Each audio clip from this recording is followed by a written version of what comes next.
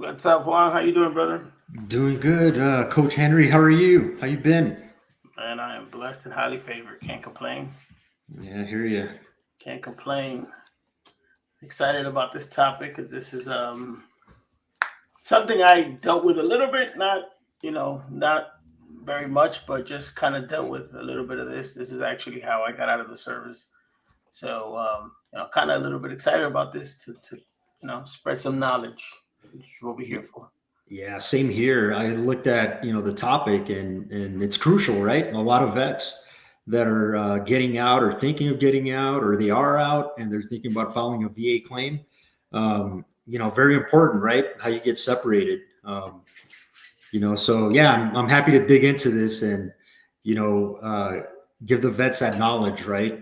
Mhm. Answer some questions as well. So yeah, man, I'm happy to be doing this class with you too. Same here, brother. Same here. But before, the number one question that we have for all of you guys is where you're from, where you're tuning in, what branch of service, how many years. Tell us your story. What's up? Welcome in. Welcome in. Don't be shy. Try type in the chat. Let's see. I bet you the Army. It has to be Army first. We have to be the first ones. Well, last time it was a lot of Navy. Uh, Yeah, we had a lot of Navy. okay. You Okay. know, I once had a civilian. I forgot where I was at. He was just asking. He's like, "Why you guys always fighting with each other?"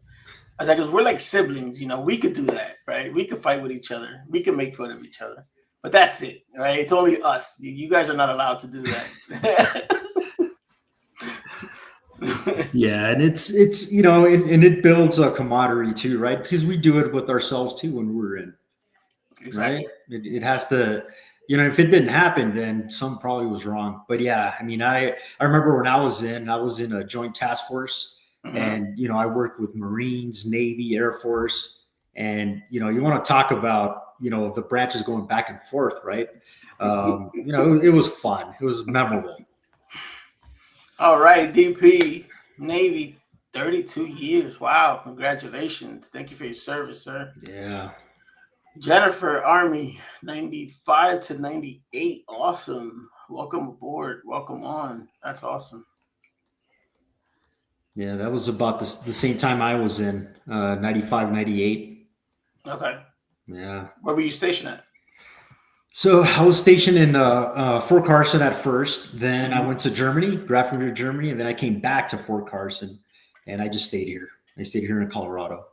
But yeah, I mean, it was a memorable time, being in the Army. The deployments, right, were pretty nice. I used to hate when we used to get deployed because I used to see how the Air Force lived and then how we lived, and I said, "Hey, this isn't fair," you Yeah. know. But hey, they made a right decision, right? Listen, that's what I told my son. I was like, hey, if you're going in, you're gonna go Air Force. Yeah. Oh Nah, yeah. man, I joined the month before 9/11. Um, and then with the topic that we're gonna go over today, I was medically separated from the service due to an injury I had in Iraq. So then I came home, did the whole process, and then told me, "Have a good one, good riddance." Yeah. All right. So tell me, Coach Henry, like what brought you here to VACI? I was actually sick in bed during COVID, and I saw this guy from Austin, Texas, just jumping up and down, and I'm like, "Why is this guy so happy?" So I kept watching his videos. I kept watching his videos, and that was one thing that was consistent. He was just so passionate, right, about this whole process, and just passionate about um, serving others. That's going beyond and helping other veterans. So I said, you know what? Let me look up. Let me do my research on this company, aka Google. And then I just started to see. I'm like, man, if it worked for all of these other veterans, why can't it work for me? Because I kept submitting claims, and nothing kept working. Totally lost, right? And then when I came here, I signed up and I got a coach. And then my issue was that I started to coach the coach, and I had to understand that I had to take a step back and let the coach coach me. And then once that happened, eventually, I went from 70 to 90, then 90 to 100. Yeah, it's awesome. And then Yeah. there was an opening, and I came on, and it's been the best decision I made in my life. Yeah, How about you? I got pretty much the same story, man. I was frustrated and tired, but before that, I did waste my time because I didn't think I deserved it, right? So I spent, I want to say, 16 years, not even thinking about putting in for a VA claim, and then once I finally did do that, I didn't do it the right way, right? And then my last hope was coming here to the ACI, and I said I'll give it a shot. I got nothing to lose, right? Right. My coach that I had at the time, same situation, right? Told me, hey, think about filing for this claim, look into this, and I never knew that, all the possibilities, right? All the claims that you can file, the disabilities that were out there that you could file, and I took a chance, did it, and went from 10 to 70 in 2 months, and then 70 to 100%. So definitely life changing. And I said I need to help other vets as well, right? Other veterans that don't that were in the same situation as me and don't know that they could put in a claim, right? That just because I never went on sick call, right? Just because I didn't go on sick call doesn't mean that you can't put in a claim. And I was deployed to Iraq. I went to Kosovo. I went to Guantanamo Bay, and I felt I didn't deserve it. Right? There's others that deserve it more than me, but that's not true, right? That's something that we tell ourselves because we're trained that way while we're in the military. So the story that I like to tell other vets and help them out is very gratifying, and it multiplies it working here. Because we reach out to so many vets and change their lives. And that's the number one reason, I'm here. And I think that you're here and why all the other coaches are here is because of that. Want them to, feel that life change and be in the same situation as us once, we got to our goals. Exactly. I mean, that's literally the bread and butter, right? It's develop the strategy, develop the education, and then make sure before the veteran sends off that claim, it has the right medical evidence, because that's what wins claims at the end of the day. Exactly. For many years, I told myself that portion of it that I didn't deserve it, but also, man, the VA, man, they keep messing up, man. It's all their fault, man. They keep messing up, not knowing that it was me. I was just doing it wrong, and then, and the VA was like doing their job, right? Because they like, hey, listen, you're not doing it right. But it was until I came here that I actually got the guidance to know, oh, this is what I was doing wrong. So yeah, so it was me to blame. All right, brother. Well, yeah, let's kind of get into the meat of this, right? How do you get military medical retirement, right? So, I don't know if you want to jump in here. Yeah. So, how do you qualify for military medical retirement? All right, it's a important question. How do I qualify? Before you're given military retirement, you got to complete a DoD disability process, right, to determine what you qualify for. So that begins when a doctor or physician recommends you for that. They send you to a medical board, right? Medical evaluation board and a physical evaluation board, and then they review your case, right? The service member's case. First, the medical evaluation board evaluates a service member's case and determines what conditions are medically unacceptable and deems it temporary or permanent. Right. In addition, they assess whether the condition will improve or not. Next, the medical board sends a report to the physical evaluation board, and they determine if you qualify, right, for DoD disability. The medical conditions have to meet the requirements for service connection and unfit for duty, right? And once you receive the qualification, you're given a rating and determine one of two things, right? Whether you're going to be separated or retired, medically separated or retired, and the exact type and quantity of disability you'll receive. This is separate, right? I was gonna say that was me. That I went through that board, that medical board, and I was deemed, my conditions were severe enough to where I couldn't stay in the service. Um, and then, going up against that, I wasn't placed on temporary disability retirement list, right? Where you can be reevaluated every 18 months, to Mhm. 5 years, and then, go back into active duty, right? Right. They kind of put me into the, permanent disability retirement list. Now, I wasn't retired because my conditions didn't pass the 30%, right? I was given 10% from my back. So I was medically separated with a severance pay. So when I got out, um, well, actually, I got the option because I think I mentioned this to you earlier. I got the option of you get a lump sum check or you can start collecting that 10% right away. And I was like, give me that 10 grand. Not knowing that, not knowing that 10 grand is not like they're giving it to me. It's just money that's going to get taken away from that 10%. So by the time I eventually started to collect my military, my VA disability check, it was like years later. Like I totally forgot all about it, and it was years later when I finally started to get that that income. You know. Yeah, that's very important, right? Because we get a lot of vets too that don't know that. They don't know that if you received a severance pay, if you were medically separated, right, from the military, you can't receive both, Right. right? You gotta pay that severance pay off before you start collecting your VA disability. And there's a lot of vets that say, yeah, I have to pay this back, but my VA disability is going to be better. Uh-huh. So I want to go after that. But it's everybody's decision, right? Like, what do you think is going to be better for you? Um, so what happens if your condition is deemed temporary, right? Like you said, you received, yours was permanent, right?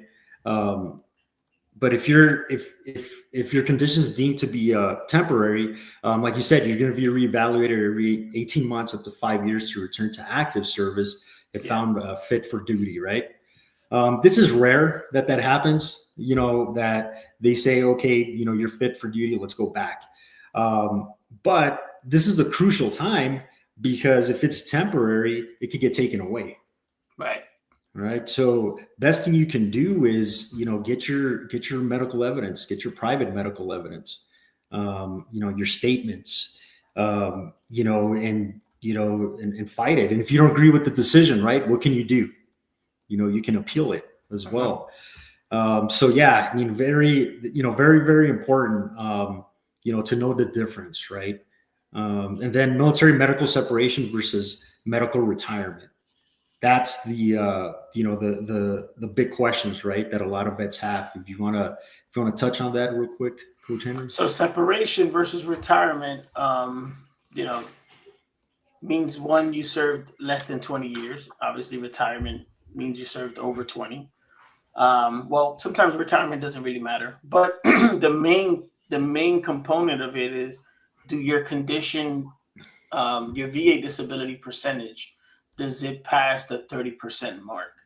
And once it passes the 30% mark, then now, you can be deemed medically retired, right? And then the pay, as far as like, the payment for that would be for life, and you get the full benefits of retirement. You get health care, you get, TRICARE for the rest of your life. You can go to PX, do all that good stuff. That's again for life. As far as the medical separation, right, is where your VA disability rating is under 30%. Um, it's under 20 years, and then you get a one-time, severance pay, and that pay is, I believe it's. Let me see if I kind of make some notes here. Let me see. Yeah, so that is, kind of the way to kind of put that together is 2 months of your base pay times the year that you served, right? Obviously under 20, where they'll come up with the amount for your severance pay. and then you get a one-time check, and it's not that you don't get any military care, right? Or at least for the rest of your life. You have to, once you get to past the 50% mark, that's when you can get VA care. But yeah, both of them you have to be found fit for you have to be found unfit for duty, right? As far as the disability condition that you have, and again, one is retired, one is regular, one is separated, and that's just the difference between both of those. Yeah, the medical separate, and this is all different, right? From VA disability, DoD is the one that determines, right, if you're unfit for duty. So that's why sometimes vets ask, why is it so low compared to VA disability? Because DoD, they're just looking at the conditions that are going to make you unfit for duty. VA disability is based on all of your symptoms, right? That you're experiencing. But yes, under 30%, you're going to be separated. Over 30% military retired. And I did have a vet that served a couple years and was a military retired because they ended up rating her at 100%. And she got the benefits of being retired, and she got the 100% pay. And we talked about that, the difference between, the VA and the 100% and the DoD 100% or, military medically retired. The taxes, right? VA is tax free. If you get military, you get retired, it's not tax free. Right. But you can, definitely collect both. They're just going to, you can't double dip. But just know, you have to pass 50%.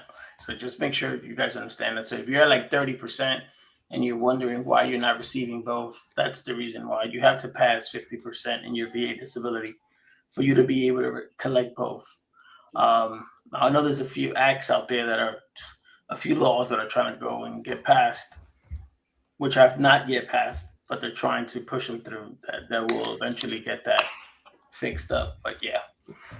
All right.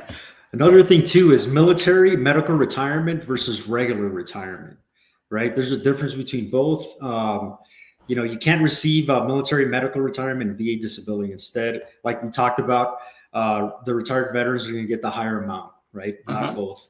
Like traditional 20 plus years of service, you can receive VA disability as well. You just have to be over 50%, like you just touched, Coach Henry. That's the concurrent pay, right? That they'll qualify for. And I got a quick story, man, that I wanted to talk about.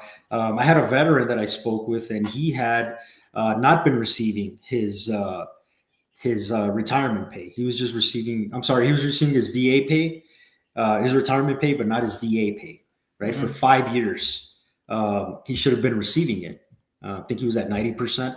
So once he, got to 100%, it stayed the same, right? And he said, hey, I think it was only a $200 bump that he received. And he said, hey, Juan, I'm not getting the 100%. And I looked at all his documentation. I told him, you probably should, appeal this, and you're going to probably have some good back pay because you should be receiving 90% from 5-6 years ago. 30 days later, he got a big check, never knew about it. He did confirm with some friends that I was telling him the truth. Yeah. It's just something to be aware about. Right. Once you're over 50% and you're retired, you will qualify for concurrent pay. And like, Coach Henry, the VA sometimes does make mistakes when it comes to that. Not all the time, but sometimes they do. No, I agree. Let me see. No, I listen. I always say, trust but verify. Everything I say, go and verify it. At the end of the day, things change, law changes, everything changes. But you want to go and make sure that at least it applies to you, because every one of us is different in this whole scenario. Which is why, again, coming on board, getting a coach, looking at your unique situation, because again, we're all different. We all have different paths. We all served at different times. And each one of our situation is sort of unique in that process. But yeah, just make sure you guys are aware that, like, once you pass the 50% mark, that's when you'll be eligible for getting both. But back to that topic that you were saying, medical versus retirement. I think there was a question in the chat. DP Hop, are there any pitfalls to medical retirement versus standard retirement? Limitations, job eligibility. No, honestly. I mean, because a lot of that stuff is like it falls under the HIPAA law, so I don't see how anyone. I mean, obviously, if you're retired from the service, there's many vets out there that are still working, that have a career, that law enforcement or other jobs, and then medically retired. I mean, how would they know that? There's you're retired from the service. That's it, and then you get a DD 214, and it's just like everybody else's. As far as limitation, unless you volunteer that information, like I don't see how. Again, there's so many laws as far as like your medical records and all of that stuff that prevents people from, they can't just not hire you because you're medically discharged from the service. Right. And the only disability that you get, right, from that'll have limitations on working is if you're TDIU, right? And that's just based off of your income. You have to be under, what is it, like the $15,000 threshold a year. But other than that, that this is just based, VA, or I'm sorry, medical retirement, and standard medical retirement is just based off if you're fit for duty while you're on active duty. Right. Has nothing to do, once you get out. Like you said, standard retirement, you're retired already, right? Yeah. Do whatever you want. You could be the president of the United States if you want, right? Yeah. And again, it's like I tell my vets sometimes, like whenever they reach the 100% mark, and they're like, "Man, dude, can I stay working?" Sure, of course you can. I mean, I'm working. I'm at 100%, but just know if you go back to work and you're like, "Yo, I'm at 100%, and I'm this and I'm that," and that might cause your employer to say, whatever.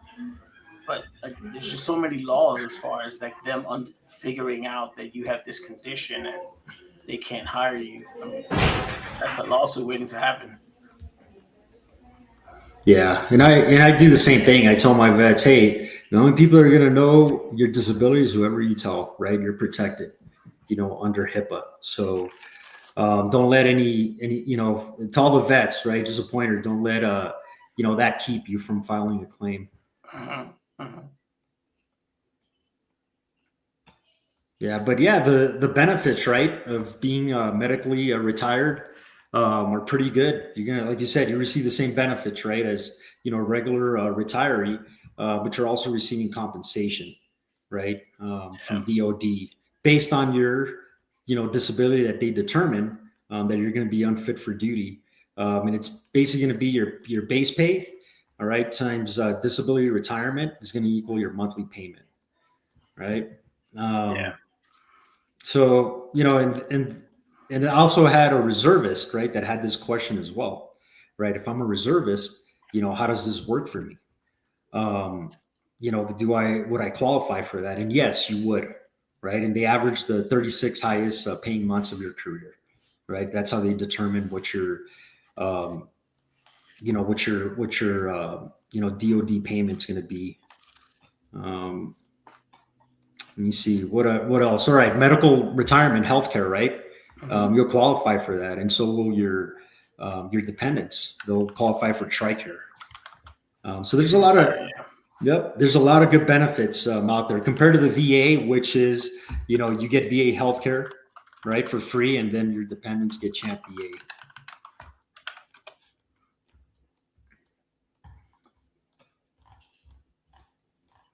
All right. So I have let me see. Trying to see if there's any questions. I have a few questions in the chat. Let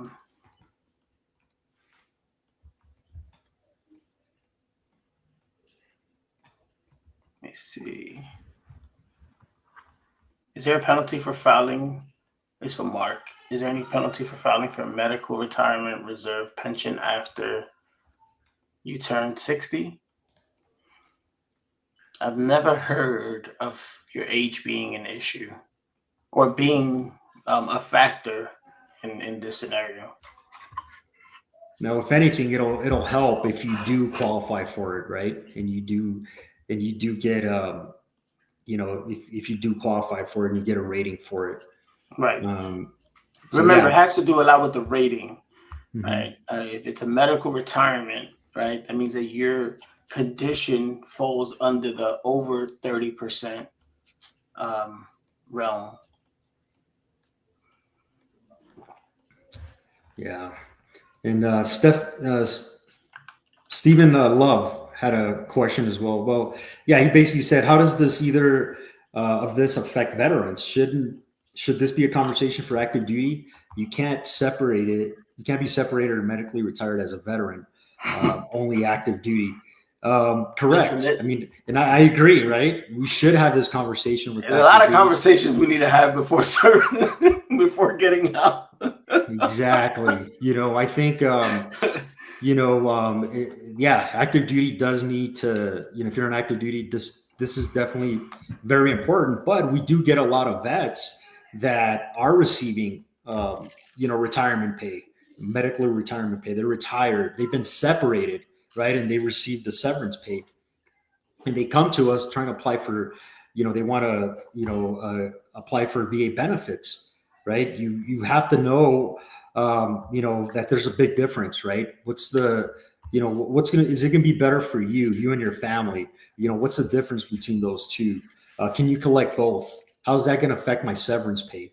Right. So this is like important information that a lot of vets that are applying for VA claims that have received severance pay or, military retired, you got to know what your rights are, right? What you're afforded.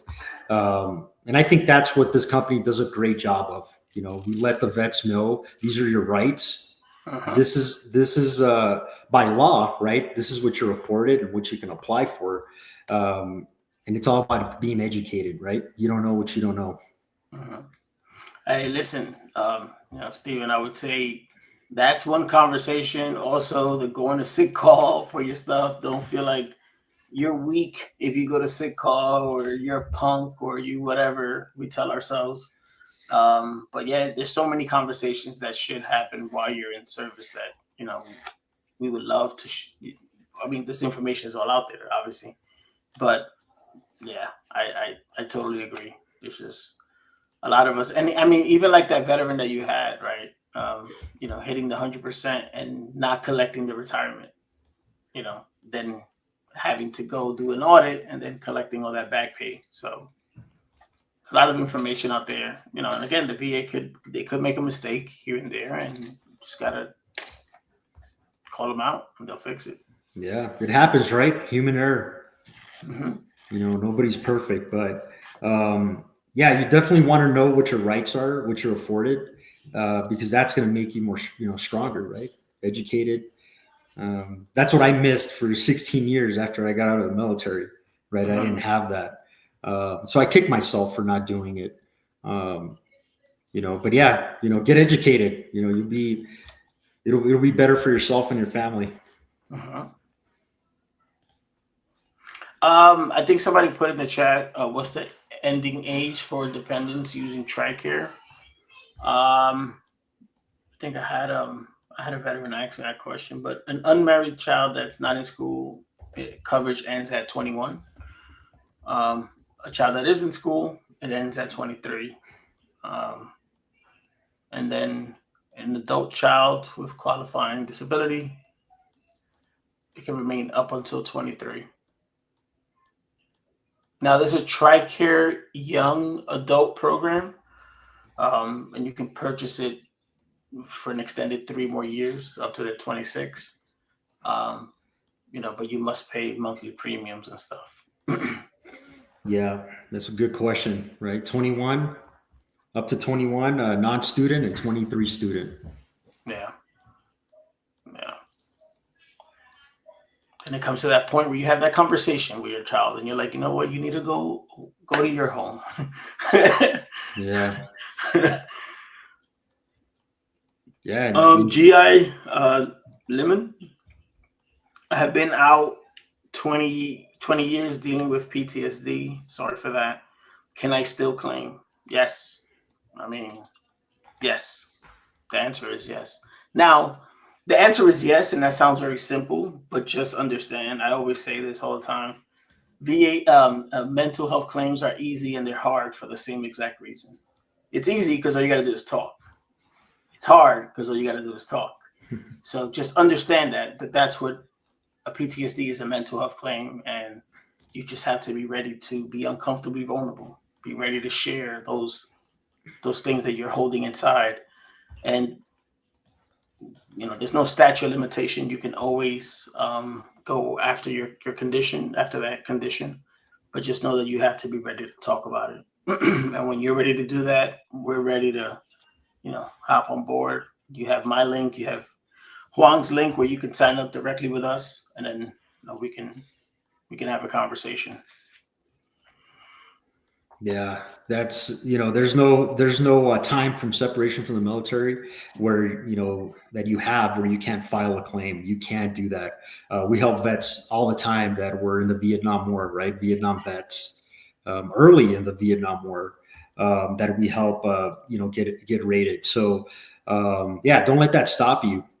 Best thing to do. My advice is set up a strategy call. Sign up.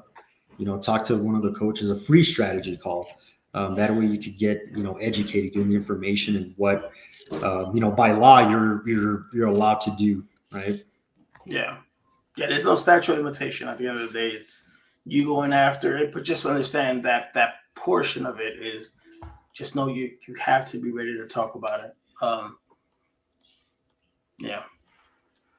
And like Brian says all the time, get your butt to the doctor, start getting that medical evidence, because at the end of the day, that's what wins claims. It's medical evidence. That's the only thing that wins claims. If you don't have the medical evidence, you're just not going to win it. Not only that, but you want to be able to enjoy this, economic benefit that you're going to get. So go in and get the care that you deserve. Yeah, you definitely deserved it, right? You earned it. You you signed that contract to join the military, and when you're young, right, your body can take a beating and you're okay, you're fine. But then, as you get older, you're 30 years old and you feel like you're 50, right? You get out of the military and you start getting all these pains and aches and stuff that you can't explain that's happening to you, right? So you gotta keep that in the back of your head, is that you deserve all these benefits, right? And you're not going to know what benefits you deserve unless you get educated. I had a veteran one time tell me, listen, the problem is that we get older, and as we get older, things start to change in our bodies. So take advantage now that you're young and you're doing this and you're doing that. I'm like, sir, I'm in pain right now. I don't know what you're saying. I don't know what you're talking about. Yeah. And it does take a toll, right? I mean, you're doing 12-mile road marches, right? You got a 100-pound rucksack. You're running 3-5 miles every morning or every other morning, going up hills, right?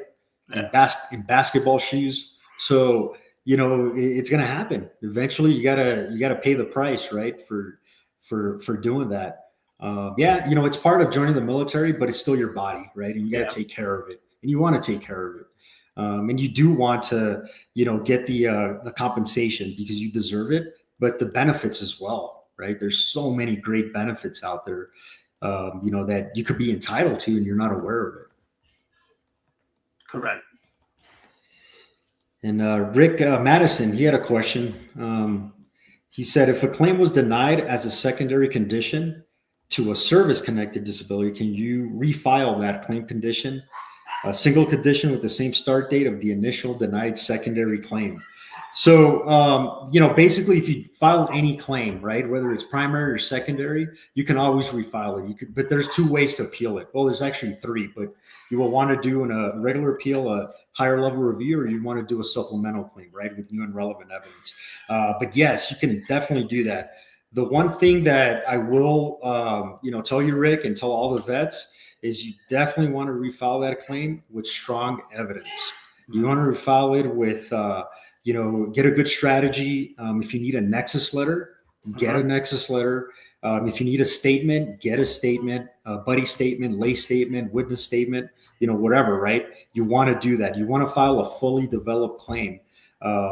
That way, not only you have confidence, right, going through this claims process, but also you have a good chance of getting it. And if it doesn't get approved the first time, you can always appeal it. And you know how it works, right? VA can make mistakes, but when you go to the appeals, right, if you have a strong claim, you have a very good chance of that claim getting approved. So there's a strategy, right, that you have to have for every claim. I do want to add something to that, Juan, is also to answer the last part of that question, start date of the initial denial. Remember, it had to have been done within the last 365 days. So if it's a claim that you were denied 5 years ago, you would have to do a supplemental. You're not allowed to do an HLR because you already passed the year mark. And then when you do that claim, when you do the new claim, that's the effective date, right? Because you passed the window of I guess being eligible for the back pay and all that good stuff. But if you do it within the year, you'll be okay. You'll be good to go. Yeah. I'm glad you mentioned that, Coach Henry. Yeah, that year, right, to appeal the date is very important. That's how you get vets sometimes that get a big chunk of money for back pay, is because they don't quit, right? They keep appealing, and you could appeal your claim as many times as you want. It's not over until you say it's over. I have a story for you, brother. I'm going to be a coach going on December will be 4 years.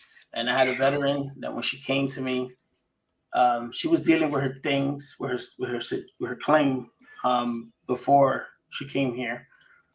She's been denied, I think, like 3 years already. Right? She kept appealing, denied. With me, she was denied maybe at least 3 more times. So it was another 3 years in the mix. And last year she went from 70 to 100, and I believe she got like $110,000 back. That was like a nice chunk of change. Like, she was floored, right? But at the end of the day, she just stuck with it, right? And there were months that when she would get that denial, she's like, Henry, I'm done. I don't want to do this anymore. I'm tired. I gave her that little grace period because I understand it. I understand when you get that, you open up that envelope and you're like, Yeah. And I was like, listen, I'll call you in a few months. I called her and she was ready to roll. She was ready to rock, but it's tough. It's tough to stick through it, but just stick through it. If you know you have the evidence, you know you have what it takes, just don't give up. At the end of the day, you may not have it now, right? But you just got to keep getting more evidence. Medical evidence eventually wins. And persistence, right? You just got to be persistent. Just like your recruiter was, right? When they were trying to recruit you and get you into the military, they didn't stop, right? They said, hey, you're going to be, good fit for the military, join our military. So you got to do the same thing with your claim. And, we've been doing this long. You've been doing it longer than me, Henry, but this, that the vets that never get it are the ones that quit, right? Most of them. Right, the ones that keep going and appealing and getting a game plan, a strategy, submitting new evidence, stronger evidence. Those are the ones that eventually do reach it. Like maybe you need a pivot. Maybe it's something else, right? Like myself, again, I came here trying to coach the coach, and he was like, "All right, cool." When I finally started to listen, that's when I got to where I deserved. But I know this has nothing to do with retirement, but there's a question in there, Juan. Maybe we can kind of touch on it from Sherry Nelson. I'm at 90% and I won my last 10. Please understand, Sherry, that VA math is not just a 10, right? It could be, because you could probably be at 87% or 94, right? So you always want to calculate that so you know exactly where you're at. But I've applied for major depression, anxiety, PTSD, and vertigo related to military hearing loss and tinnitus. I've had my vertigo exam and I'm waiting for the results. On June 30th, I have a teleconference for the depression, etc. Any ideas how to handle the depression conference? Sherry, the one thing I can tell you, I mean, I don't know your situation, I don't know it all, but just be vulnerable. Don't hold back. Don't sugarcoat how you feel. You'll never see this person again in your life, right? So just tell them exactly what you're dealing with. Just for a little correction, right? If it's a secondary, from what I'm seeing here, it's a secondary to vertigo and other things. PTSD can't be a secondary. PTSD has to be a primary. The other two, they could be secondary, but yeah, the one advice I would say is just be uncomfortably vulnerable, right? When you open up that camera and you're in that session, from the moment they ask you, "Hey, how you doing today?" Be honest and tell them, "How am I doing today? This is how I'm doing." Boom, and then just start from there. Don't hold back, and then you'll get what you deserve. I don't know if you wanted to add anything, Juan. Yeah, that's some great information, Coach Henry. Yeah, this is a tough exam, right? It's a tough exam, but it's one that's the most worth it for you. It's something that you definitely want to get educated on how the VA rates the mental health. How they look at it, the symptoms, right? You definitely want to get caught up on that. There's like so much information, right, that we probably spend another hour talking about, mental health, because it's, and it's important, right? It's very important. I would highly recommend, to get caught up on it, right, and get educated on how the VA looks at mental health. And I'm tempted to tell you, get signed up with us, right? So we could, educate you on it, right? Mm-hmm. And if you don't, and you don't get what you deserve, or you get underrated, or you want to know more, then get signed up with us afterwards. Yeah. Right. But I think the best benefit that you will get is, the material, right, that VA Claims Insider has, to get you educated on that. And also the one-on-one sessions, right, with the coaches. Very important, especially right before that, CMP exam. I think it's priceless. It was priceless for me. I think without that, I would have been so nervous. I probably would have canceled it, because I was that close to canceling my PTSD CMP exam. But like I said, that's what, I would do. But, if you say, you know what, I'm just going to go without it, sign up with us, after that, if you need that help. There's a lot of vets that do need that. They need that one-on-one coaching, right? They need that, somebody to have their back, right, towards with this process, explaining them things that, probably the average person doesn't understand, right? And we've been dealing with it enough where I think the vets have a lot more success, right, once they have that, that one-on-one guidance. There's something that you just said right now, Juan, that reminded me of that guy from Austin, Texas, that I told you that was jumping around and saying VACI. Brian Reese, he said something, and this is honestly one of the other reasons why it made me say I want to sign up as a client, right? He said, please try our free resource before you sign up. Go ahead, watch our videos. If nothing else works, then come sign up as a coach. Sign up with a coach. And I think I would tell Sherry that. Go into YouTube, type in VACI, VA Claims Insider, PTSD, mental health, whatever condition you're going for, and study our videos, study our stuff. They're free resources. They're out there. Go into our blogs. It's free. It's a free website. If that doesn't work, if that doesn't get you to the promised land, then I would say sign up. But you literally just kind of echoed the same thing that Brian, kind of pretty much always shares. It's like our free resource is so is so amazing that it's knowledge, right? It's just now applying it, putting it all together. That wherever that's where it all makes sense. But Yeah, and that's a key thing, right? You have to you want to understand how the VA rates mental health, right? They have a process of how they rate it and what the doctors are looking for. You might think that, okay, this is how the VA should rate mental health, and it could be completely different, right? So I think that's kind of like some of the gaps that VACI fills, right, with the veterans. That's crucial. yeah.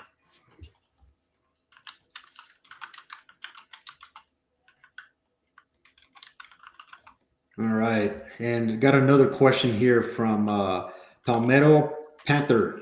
He said, for someone that doesn't have medical evidence from never going to medical, would you recommend a VA attorney? For number one, I mean, I wouldn't let that keep me from filing a claim, right? Because you don't have any medical evidence while you're in the military. If you're putting in for a claim, highly recommend to get current medical evidence. But you have to have a strategy of how you're going to file that claim. Medical evidence does win claims, but not necessarily. You don't have to have medical records while you're in the military. I got to 100% and I never went on sick call at all. Right. I was taught to, suck it up. You signed up for this. This is what we all do. Keep up. Right. That was the mentality, I think, for everybody that joined the military. Recommend getting a VA attorney. There's a lot of free help out there, right, that you can get, or pay services. You just got to know what do you think is best for you, right?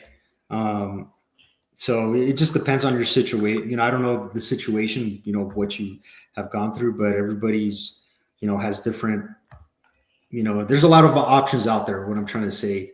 But yeah, the main thing is don't let that you don't have any medical evidence while you're in the military keep you from that. But definitely make appointments with your primary to get current medical evidence.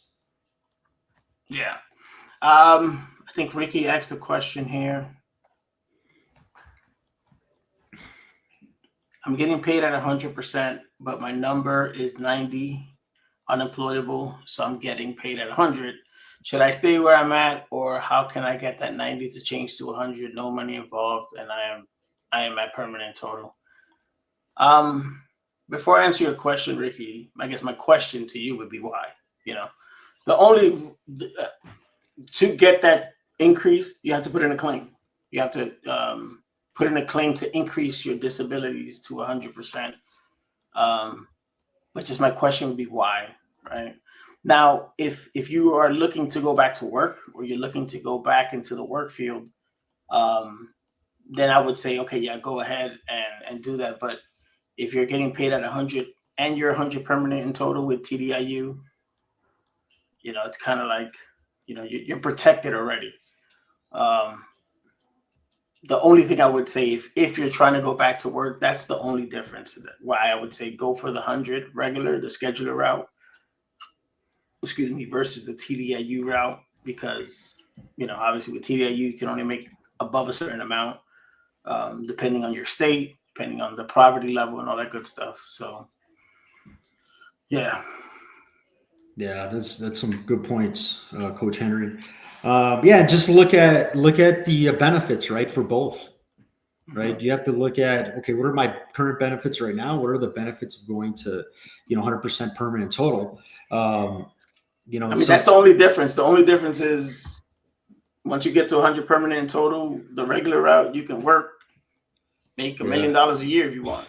And I'm actually working with a vet right now. Same situation as Ricky.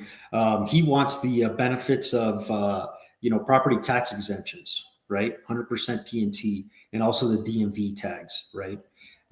He also wants the Chapter 35 benefits, right, for 100% P&T. Yep. So it just depends on your situation. Yes, the compensation is probably going to stay the same. Benefits might change, right? So you got to know, like, is this worth it for me or not, right? Like Coach Henry said, what's going to benefit you and your family more. Yeah. if you're going to go back to work, I think that would be my question to you would be that if you're going to go back to the workforce, then and you don't want the VA to be involved in your business, then I would say go for it. If not, then yeah. All right, let me see if we have anything else. Rick, I was told that there are changes happening to how sleep apnea is rated. Is there any truth to that? They're happening. They haven't happened. Proposals, right? They've been happening for quite a few years. So, yeah. So, but there's a lot of traction now, right? The beginning of 2025.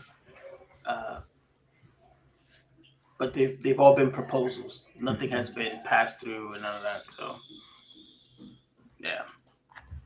And we'll definitely know, right, when that happens, and you'll probably get the email if you subscribed to VA Claims Insider when that happens, because I think we do a great job, right, of keeping the vets informed when it comes to updates, right, or changes. What's going to benefit you? What's going to benefit the vets, and what might not benefit them.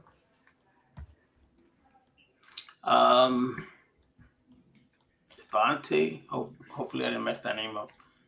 What are the benefits I can get for being medically retired? And when you're retired, again, the difference between retired and separated and medically separated is the percentage of your disability, right? When you're retired, it means that your VA disability or the rating is above 30%. Medical separation is when you're under 30%, right? Medical separation happens when you're under 20 years. Medical retirement doesn't matter. The medical retirement is your monthly pay is for life, right? Your medical separation, it can go up and down, right? But you might also get a one-time check, severance pay. The other benefit is you get full retirement benefits. You get the health care. You get access to TRICARE, access to military bases, things like that. And then at separation, you don't get any of that. Right. You get all the benefits that a regular retiree will get, right? If you're medically retired. And like Coach Henry said, on top of that, you also get a DOD, right, disability as well. And you can still apply for VA disability, right? A lot of, I think a lot of people are also asking, like, what's better, right? Being medically retired or just getting VA disability, right? Both. You can do both, right? That's probably the best option. You're not going to collect both, but your VA compensation will be put in place, right, and cover dollar for dollar of the medical retirement, that you're getting, but it'll be tax free, right? So that's why a lot of vets do decide to do that, try to go for 100% P&T as well. But yeah, you get all the benefits that a regular veterans that's retired gets. And Juan, I think you had a veteran that went through that. The situation in the chat, like where Yvette and Joy are speaking about, where they're medically retired at 100%. They're asking if do you get that back pay? Do you get that money back, right? For both. And the advice you said that you gave your veteran was to do an audit at the VA. Right. Doing you could do an appeal. You could call them as well. Right.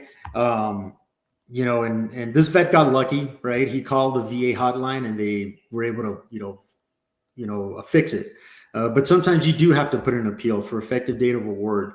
Talk to somebody, right? Talk to an adjudicator, and let them know, hey, this is my issue. This is, I think, the mistake that was made. Can we get this fixed, right? Sometimes that's all it takes, right? If you feel that there was a mistake that was made. Yeah.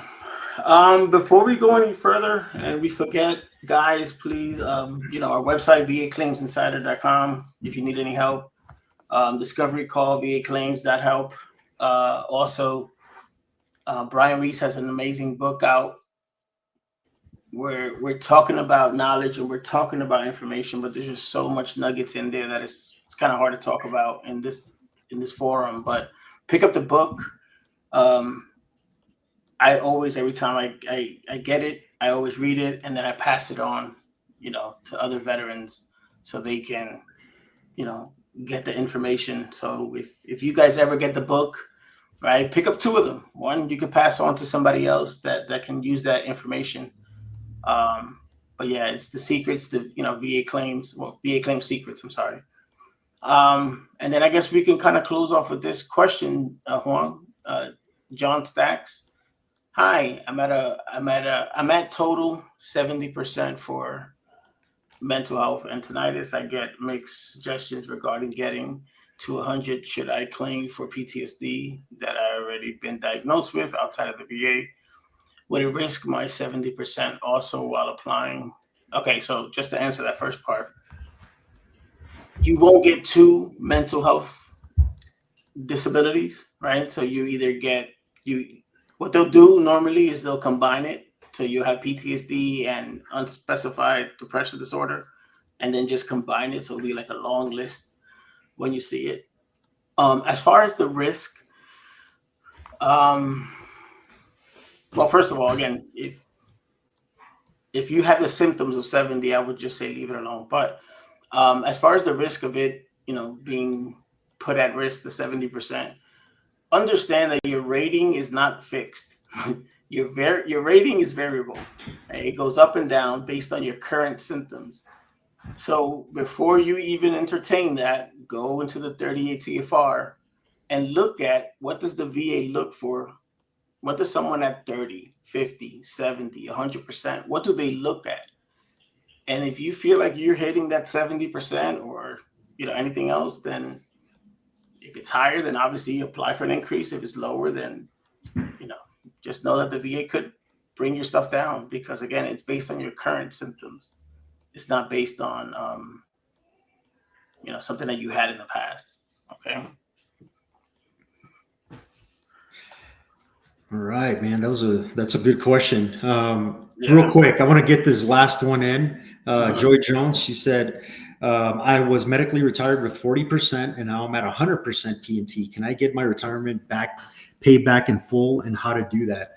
Yeah, you could definitely try, right, to appeal it with the what is it, the ME board, medical evaluation board. I think or the physical also evaluation board. I think they have appeals as well. I've seen that done where that happens, but it just depends, right? Case by case basis. But yeah, you could definitely try to appeal that. And the way to do that is, use, what is it, Google, that everybody uses. You could type that in, appeal medical evaluation board decision, right? And then put that in. So that's what I would do. Yeah.